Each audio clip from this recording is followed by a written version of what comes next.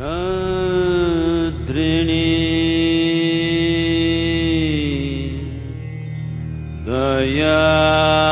Sagari.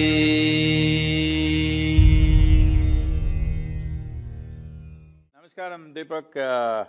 Wonderful to be talking to you. This almost, I don't know if it's 3 years since we met and spoke 2.5 years. That's right. Wonderful. It's always a privilege, always an honor. Please tell me, you're the doctor, you're the boss here.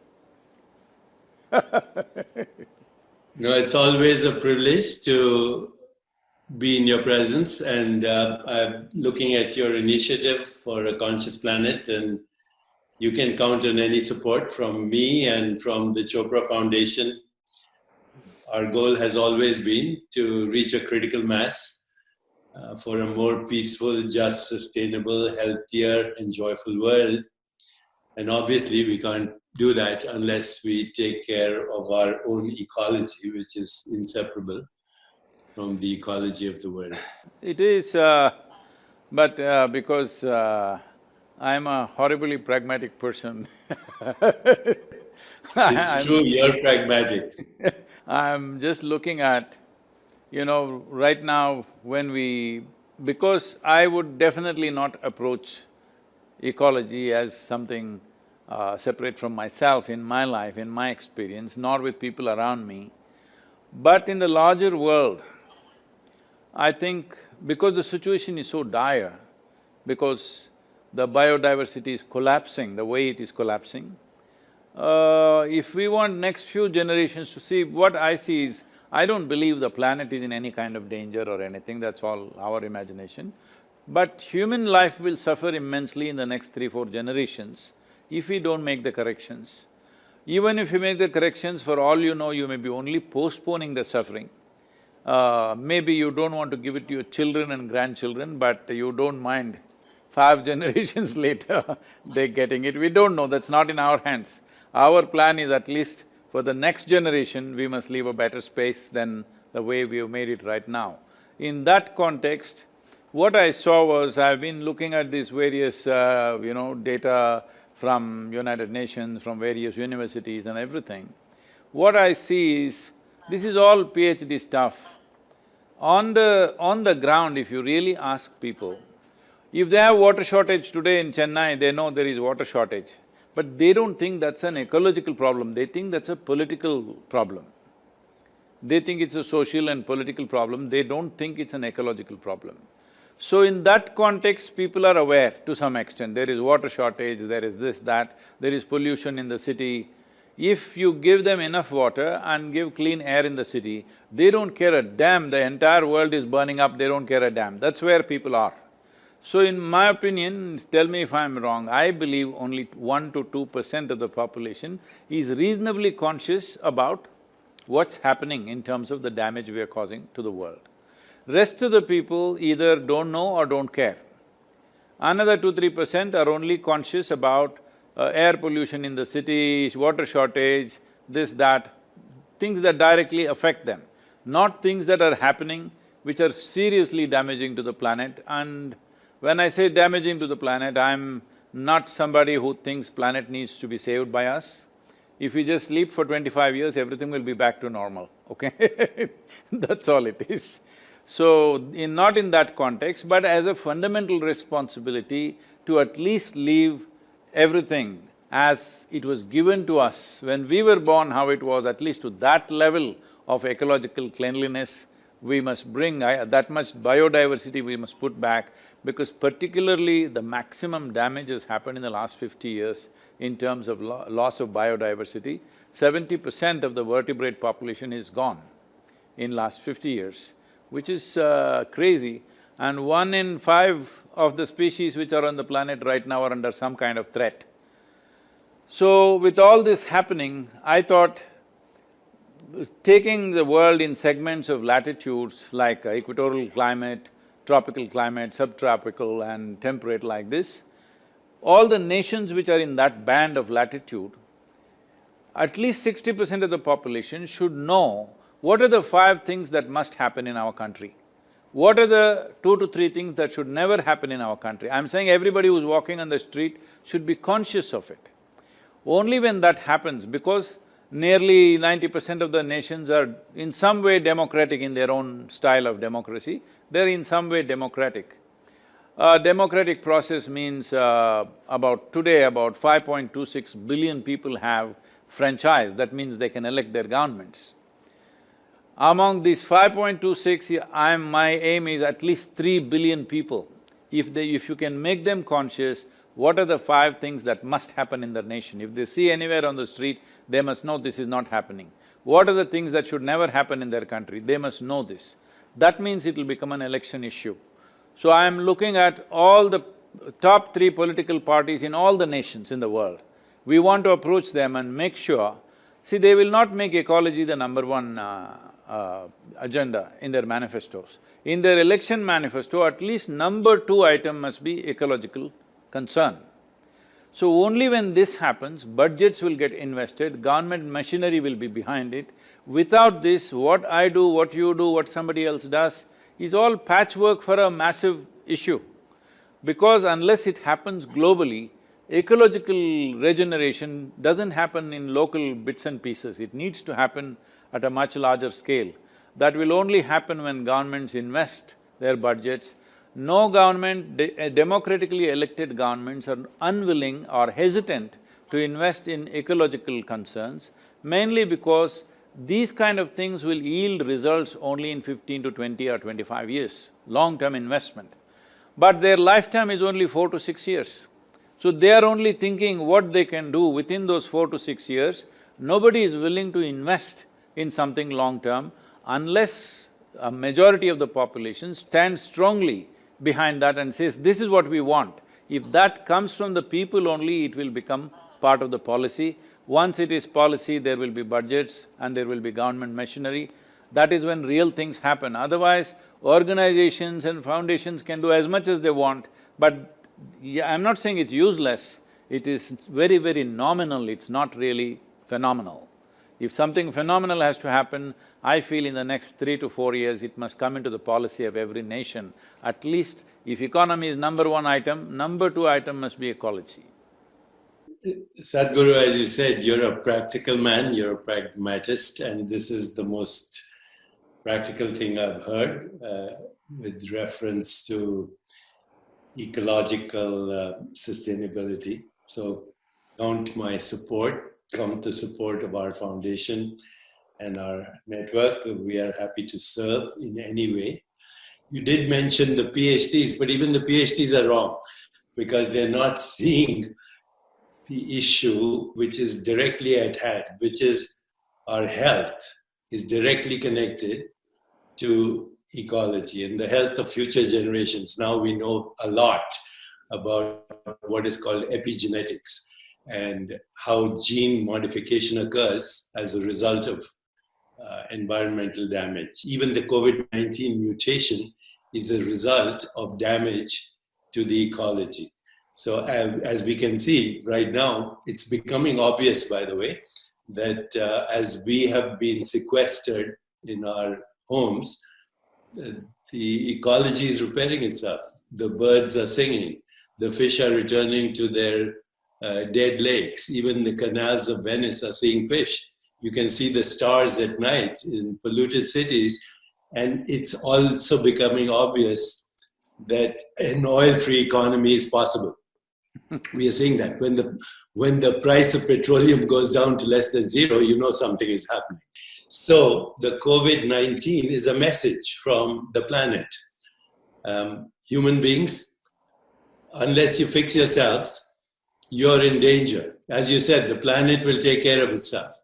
Every ecological expert that I have spoken to says that if humans disappeared from the planet, life would flourish on this planet in 5 years.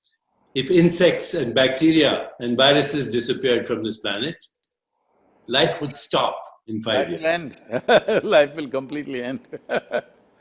If the worms… So our health, our economy, social unrest, social justice, economic justice, economy, peace, conflict resolution are directly linked to what you're saying. If we don't do it, we are doomed. No, the greatest conflict that is happening right now is what we call as our economic engine, which is That's right. which is a bulldozer engine, which is bulldozing everything. And if you really look at it, I've been talking to lots of business groups and other things. I've been just reminding them, see, this is not just blaming any one person, all of us, every one of us. The way we've been driving, we are drivers without steering wheel in our hands. We don't know where we're going. We simply throttle on, no steering. We don't know where we're going, we're just going. It takes a microorganism for you to stop. You don't have brakes. You don't have brakes, you don't have steering wheel, you're just driving. Does anybody know where are we planning to go as humanity, as economy, as nations? What are we trying to do? There's really no plan, we're only hand to mouth. We did all this science, technology, everything, thinking we will live long-term well-being. But we are still living hand to mouth. Every day, stock market will tell whether we will survive or not survive. It's like a barometer going up and down every day, creating anxiety for thousands of people all over the world. So, in many ways, this is a reminder, yes, but the important thing is, see, this virus right now, because I have so much communication, television, internet, everything, virus has become larger than life. Otherwise, many times this could have happened in the past and nobody even noticed. It happened, some people got fever, some people died, some people went on, and life went on this planet. It could have happened 1,000 times. But now because of communication, we are seeing an enlarged version of the virus which is coming like a wrecking ball towards us with thorns in it. So, it is looking like hugely magnified. I am not trying to belittle the danger attached to it. Already, unfortunately, more than 400,000 people are estimated to have died, and many others are in hospitals, at risk. I am not trying to say it is nothing, but it is mainly because one thing is concentration of human populations, another thing is our ability to move from any place to any place. Within a day, I can be in United States or another place. So, whatever happened in Wuhan, within probably weeks, it's all over the place. So, this would have never happened 500 years ago. If it happened in Wuhan, there only it would… 10 people will die and rest will recover and whatever will happen, that's all it would be. So, in many ways, it's our lifestyle, and even now, as far as you should know better, but from whatever I've got from various doctors and scientists, they are saying every day on an average, 128 scientific papers are being published about the virus. About a microorganism, 128 papers per day for last 2 months it's happening. That means we are breaking the microorganism's characteristics into that many parts and studying it in so many little parts. That means actually we know nothing about it. The only way we have done some successful control of this is by controlling human behavior. We've done nothing about the virus. Fanciful talk about vaccine is happening, but if we come up with a good treatment protocol, that itself is a miracle. If we have a good treatment protocol, if I get the virus, I will not die, I can recover with a few days of treatment. If that much assurance comes, people will go about doing their business. Right now, we are talking about how to completely eliminate the virus, do this, do that. I don't think so, we should eliminate the virus because what benefits it has within itself, we're yet to realize. We're only seeing that it's uprooting some lives. Yes, it is tragic for those who have lost their loved ones and those who have lost their lives, it's not a joke. But we don't know what it is hiding within its process, because as you know, and almost every other medical personnel, and today because of internet almost everybody knows, a large part of us is virus, bacteria, microorganisms, a large part of us. There is more of them than us. Compared to the cells which have multiplied from our parentage and the number of viruses and bacteria and microorganisms we have is much more. So, they are living with us, they are us in many ways. You cannot say there is something that is me and there is something that is microorganism, it's all mixed up. So without them we cannot exist, but without us they can exist. So, what great things they will do for us, we don't know. There is some research telling us that 100 million years ago, this whole human placenta came mainly because of a virus infection. So, it is the virus which gave us this placenta, which gave us the possibility of reproducing successfully, and the mother's womb, what happens, all those complex creation process that happens in our mother's wombs was instigated by a virus. So we don't know what this virus will bring, maybe we'll grow horns or a tail or wings, I don't know what. Let's see, you must tell me, you're the doctor. Well, our current science, as you said, first of all, you said something very important. The virus is a very small bit of genetic information. That's what it is. It's a very small bit of genetic information which has now devastated everything from economy to health to politics to international relationships, etc. This little bit of genetic information has devastated the world. And you also said some of this alarm may be exaggerated because of the way, we communicate, and it's so easy now to get the information. Some of the television channels in India, the virus is coming like this, like a wrecker ball at you. That's right.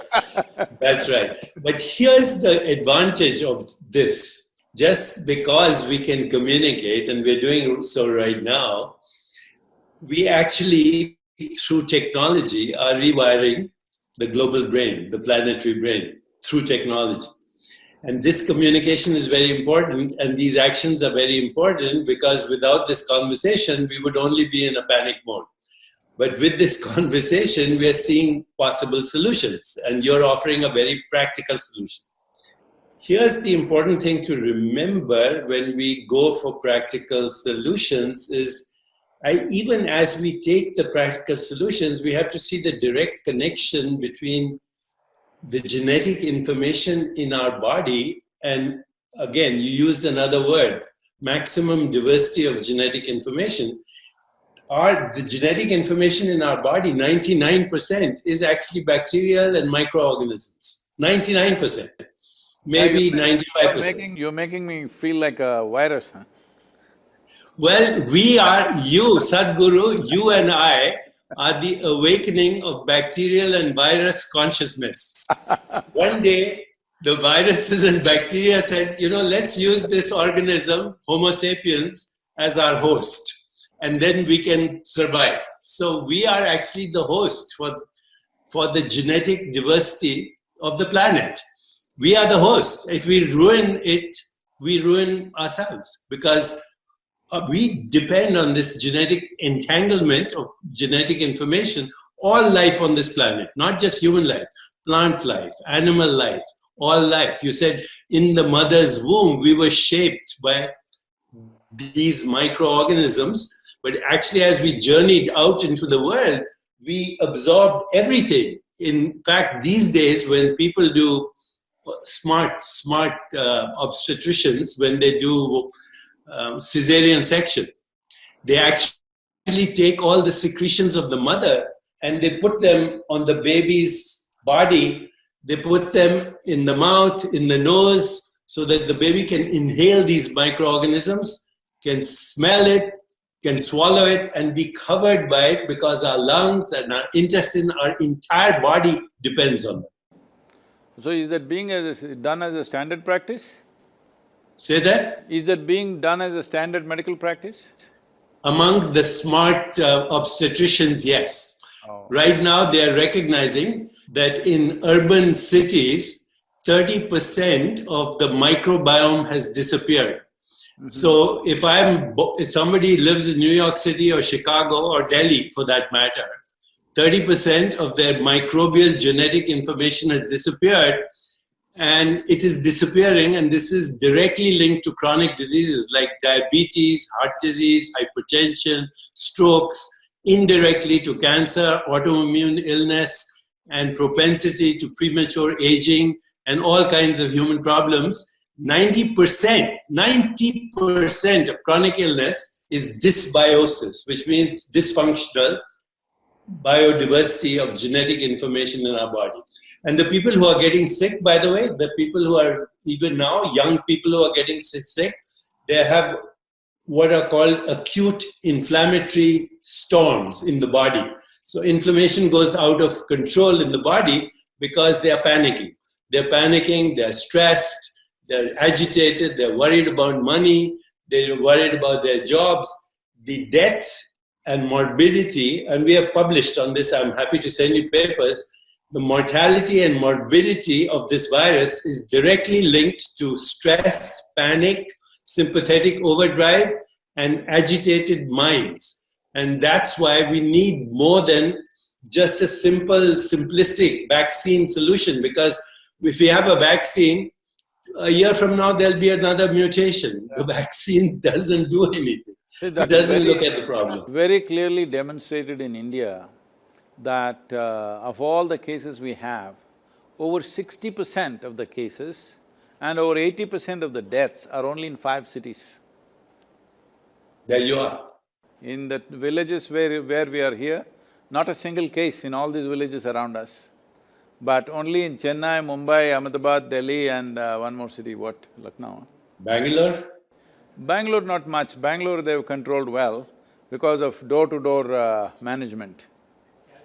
I think it's obvious now with this that, ecology is the main issue of our times. The air is our breath. The oceans and waters and the rivers are our circulation.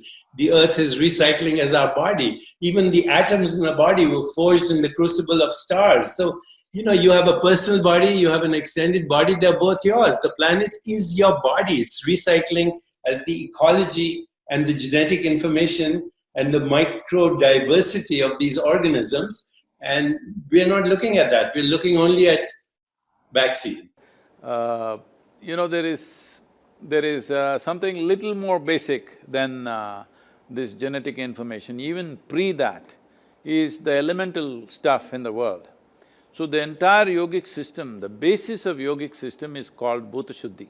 That is taking charge of the 5 elements of air, water, earth, fire and space. So these Panchabhutas are 5 elements, taking charge of that is the entire yogic system. It's funny because today I had asked everybody to, our traveling group, which is normally referred to as Ishangas, who go out and teach and spread the thing, they're all here now for last 2 months. So I told them to do sadhana, their morning sadhana outdoors. They were all doing outdoor in front of the Adiyogi statue. But in the last few days, the monsoon winds have picked up, it's very heavy here. Like it'll touch 50 kilometers per hour, sometimes up to 70 kilometers per hour in gusts. And also mildly raining, anytime it will rain. We're very close to the mountains. So by today morning I went to see how are they doing their sadhana in this wind and rain, but only a small number were there. I asked, what happened? They said too much wind. So I put them up now that from tomorrow I'm praying to the rain gods that every day morning 5 to 8 it must rain and all of you must be doing your sadhana in the rain. It's very important. This is not a boot camp to harass you or something, because if you distance yourself from the elements, you're gone. You may be alive, but you're gone because life doesn't throb in you, no realization will be possible, because if you want to touch the peaks of your consciousness, everything must be on. Right now, if survival itself becomes a challenge for you, what peaks will you touch? You will not even be interested. When survival is in question, nobody is interested in anything. So it's very important that your survival is not even a concern. If you sit here, everything is going on. If this is happening, then only you will want to explore different dimensions of life. So from tomorrow on, everybody is there in full rain and heavy winds doing their morning. That's beautiful. After all, that's the meaning of yoga, right? To be in touch with the source of all existence. And you're right, the Panchabhutas precede all genetic information, and that also comes from one undifferentiated consciousness. And if we want to be intimate with that consciousness, then yoga is the only way. Yoga is the only way in all its dimensions. We are doing everything possible. You must also join hands with us to change the image of yoga, because I know in California, maybe I don't know how it's in San Diego, at least in Los Angeles, yoga means Lululemon pants and one day is my cycling day, another day is my jogging day, one day is my yoga day, that kind of stuff. So we are seeing how to change the image of yoga, that yoga is a comprehensive science and a process to bring this unity, because the very fundamental is unity. What you're talking all this time is just that there is no separation. But separation has happened mainly because, it's the magnanimity of the cosmos, it's the magnanimity of the creation, that it gave you an individual experience, though you're as small as a virus compared to the cosmos. What virus is to you, you're just that, a speck of dust. But to this speck, an individual experience has been given. This is not something that you did, it is just the magnanimity of creation that we can sit here and feel like an individual experiencing all these things. But once we take this individuality rather too seriously, suddenly we will get imprisoned in our own individuality. Individualism is imprisonment. This imprisonment is not just creating mental structures and emotional turmoils, this is destroying body's ability to live strong. Living strong is not happening to most people simply because they've become cubicles of their own, that their individuality has become too strong, and people, unfortunately, largely, I'm sorry if I say something wrong, medical fraternity has not recognized that what you do with your mind and emotion will inevitably build a cocoon around yourself, and a cocoon is not a protection, a cocoon is a coffin. Well, I have nothing more to add. You've said everything. Just one phrase encapsulates everything. Yogast kuru karmani. Established in yoga, perform action. This is the call of the moment, and thank you for leading it. Sadhguru, thank you.